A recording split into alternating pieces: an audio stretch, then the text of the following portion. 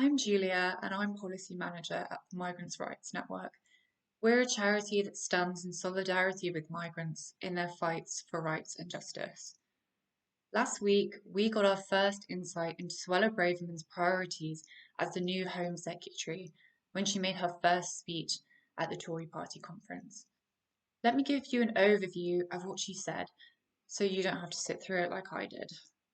I should probably warn you, there's going to be a lot of air quotes in this video. So, government turmoil.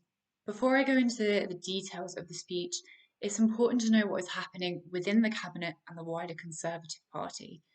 Liz Truss has been Prime Minister for less than 2 months, but her government is in turmoil.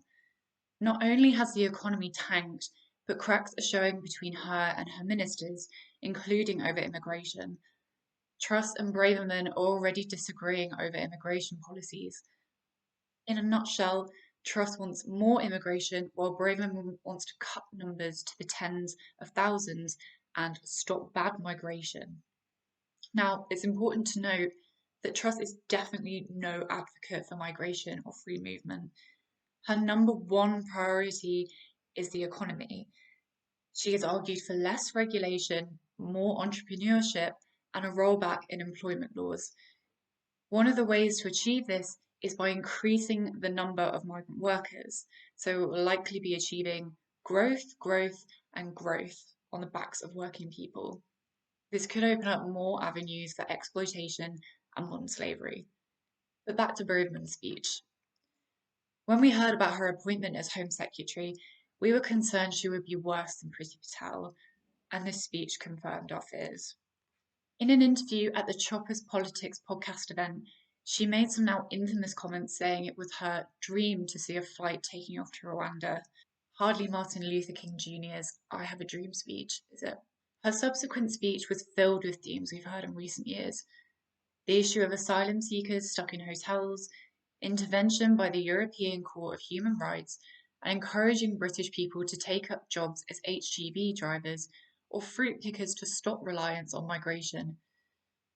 This is all linked back to the concept of how people must contribute to Britain's economy, while anyone dubbed to be an illegal immigrant must be removed.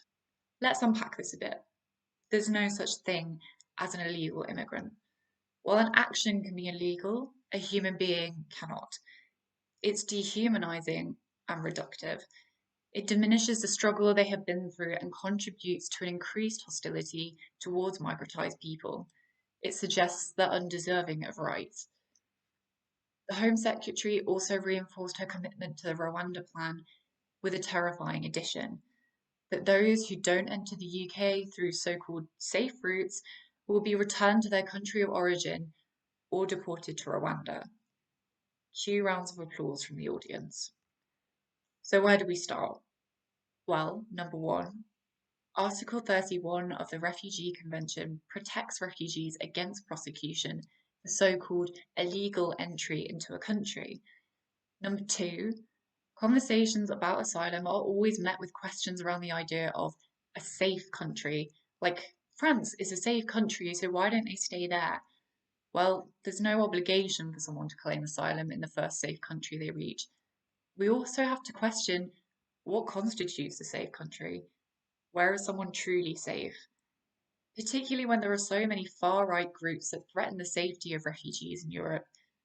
Also, the UK is often a destination for people because they have friends or family here or they speak English. However, her comments also signal an increasing demonisation of people seeking safety or a better life, while highlighting the racist nature of the UK's immigration laws. No one's arguing with the fact that Ukrainian refugees deserve safety. But the UK's response to Ukrainians raises questions about who is welcome in this country. People fleeing places like Syria, Afghanistan, or South Sudan have not been granted the same response.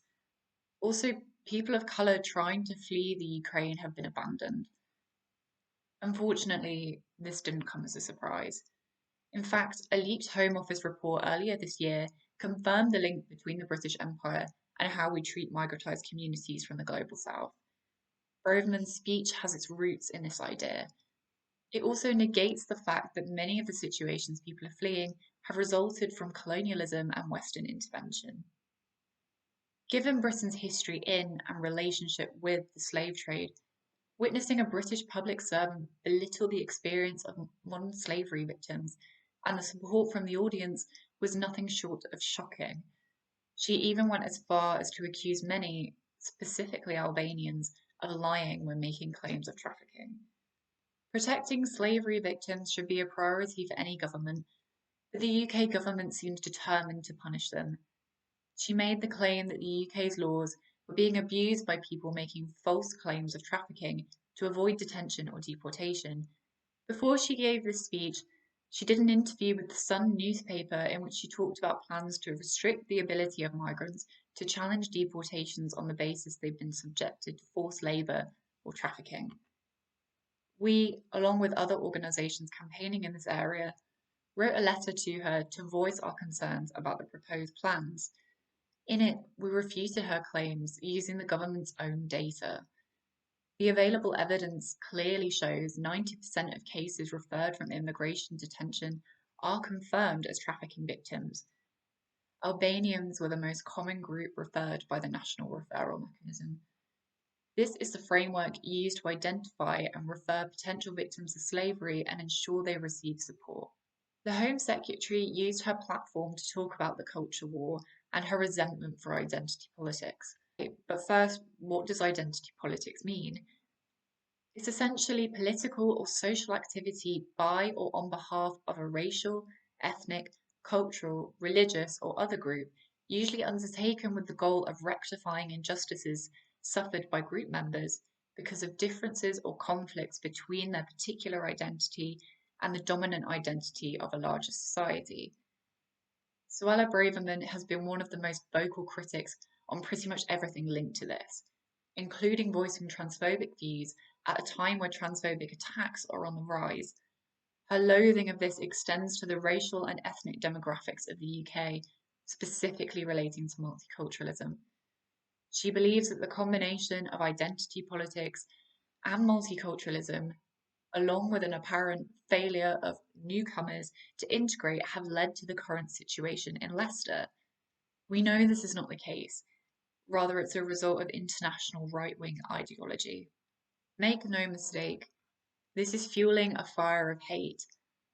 It's clear that she's prepared to throw trans people, refugees, migrants, and racialized communities under the bus.